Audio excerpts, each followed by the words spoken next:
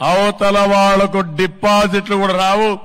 అది చేయాల్సిందిగా మిమ్మల్ని అందరినీ అదే మాదిరిగా మేము ఏమి సంకల్పించామో తెలుసుకోవాల్సిందిగా తెలుగు జాతిని మొత్తం కోరుతున్నాం. ఇంకా వివిధ వర్గాలున్నాయి. ప్రభుత్వం అంటే ఒక సూపర్ 6 తోనే కాదు, సంపద సృష్టించాలి, అభివృద్ధి చేయాలి, రోడ్లు వేయాలి, పెట్టుబడులు తేవాలి. ఎస్సీలు, బీసీలు, ఎస్టీలు, మైనారిటీ ఉంటారు, ఆర్థికంగా వెనకబడి ఉన్నారు. వాళ్ళందరి కోసం తొందరలోనే ఒక ఎలక్షన్ మేనిఫెస్టో కూడా తీసుకొస్తాం. ఆటో డ్రైవర్లు ఉన్నారు,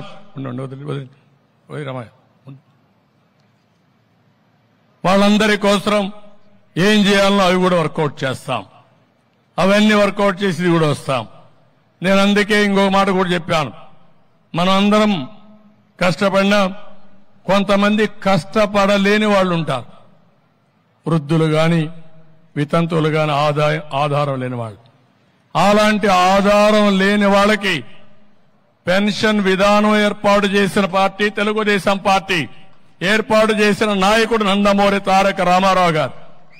ఆ తర్వాత మీరు చూస్తే 200 రూపాయల పెన్షన్ ని 2000 రూపాయలు చేసిన పార్టీ, 10 రెట్లు పెంచిన పార్టీ తెలుగుదేశం పార్టీ. ఈ ముఖ్యమంత్రి మాట్లాడుతూనే ఉంటాడు, నోరు తెరిస్తే అబద్దాలు. ఇవన్నీ కూడా వాస్తవాలు ప్రజలు అర్థం చేసుకోవాలి.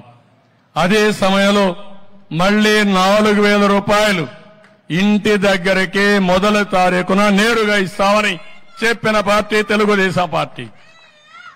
ఈ 4000 రూపాయలే కాకుండా ఎవరైనా ఆ నెలలో తీసుకోకపోతే నెక్స్ట్ నెల గాని 3 నెలల వరకు ఈ 4000 రూపాయలు ఇచ్చే బాధ్యత